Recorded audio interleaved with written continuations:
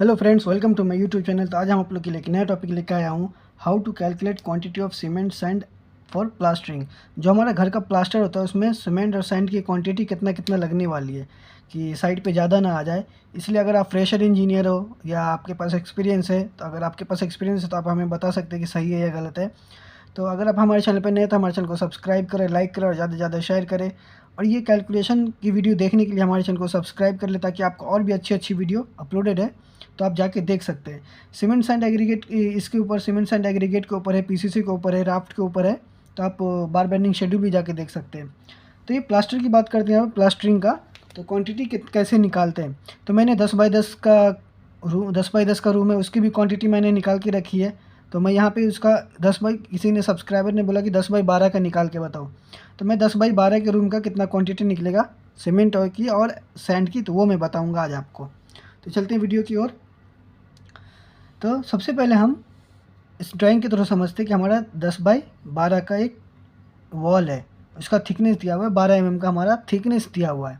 ठीक है, तो हम इसको कैलकुलेट करेंगे। तो 3 स्टेप में सॉल्व करेंगे इसको, स्टेप बाय स्टेप, ताकि आपको अच्छे से समझ में आए। अगर आप फ्रेशर है तो आपको और अच्छे से समझ में आएगा। सबसे पहले हम ले लेंगे area of plaster. Area of plaster मतलब ये जो हमारा है एरिया, इसको हम एरिया, सबसे पहले इसका एरिया कैलकुलेट कर लें कि ये हमारा एरिया कितना है। तो हमारा 10 बाई 12, इसका लेंथ क्या है 10, इसका लेंथ क्या है 12। तो 10 × 12 ये हमारा हो जाता है 120 मीटर स्क्वायर। एरिया हमारा हमेशा एरिया की यूनिट होता है मीटर स्क्वायर। ठीक है, तो हम मीटर स्क्वायर हो गया ये हमारा। सबसे पहले हम एरिया कैलकुलेट कर लिए। फिर अज्यूम थिकनेस ऑफ प्लास्टर। अगर हम यहाँ पे अभी अज्यूम कर रहे हैं, अगर आपके ड्राइंग में मेंशन है 10 mm, 6 mm, 12 mm, 15 mm, तो आप वो हिसाब से ले लीजिएगा। ठीक है, तो यहाँ पे हमने लेटेस्ट अज्यूम किया है बाहर का दीवार है, तो हम ले लिए 12 mm का थिकनेस। ठीक है, तो इसको मीटर में कन्वर्ट कर लेंगे क्योंकि हमारी क्वांटिटी मीटर में निकलने वाली है।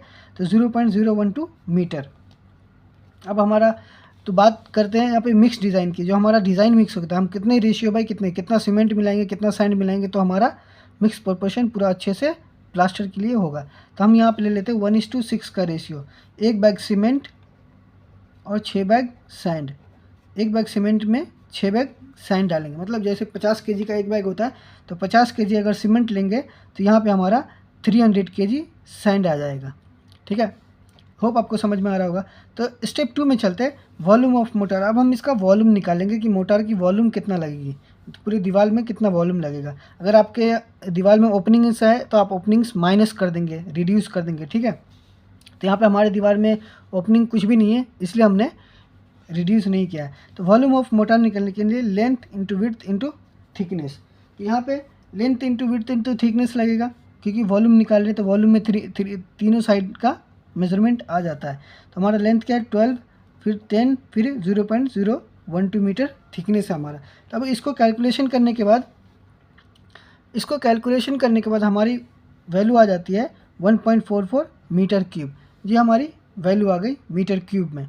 तब हम इसको कन्वर्ट करेंगे, ये हमारा वेट वॉल्यूम आ गया कि इतना क्वांटिटी लगने वाला है। तब हम इसको कन्वर्ट करेंगे wet volume to dry volume में, क्योंकि हमें सीमेंट सैंड एग्रीगेट गीला नहीं निकालना, विदाउट वाटर निकालना है। तो इसलिए हम इसको ड्राई वॉल्यूम में कन्वर्ट करेंगे।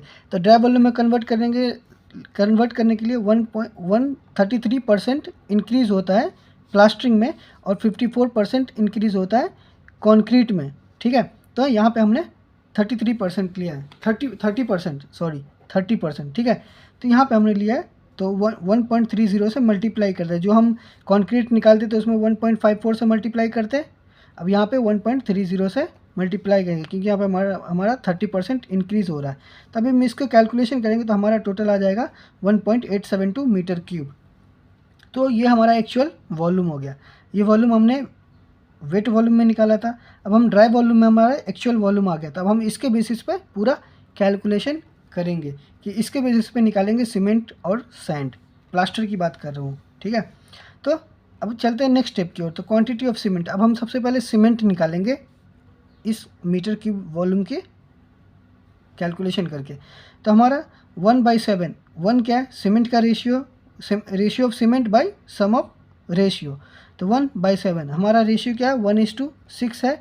तो 1 + 6 हमारा टोटल क्या हो जाता है 7। ठीक है, तो इसलिए सम ऑफ रेशियो नीचे ले लेंगे, सम ऑफ सीमेंट हम ratio of cement by sum of ratio, into volume, ठीक है, वॉल्यूम ऑफ मोटार, जो भी हमारे मोटार की volume into density of cement, क्योंकि हम सीमेंट निकालें।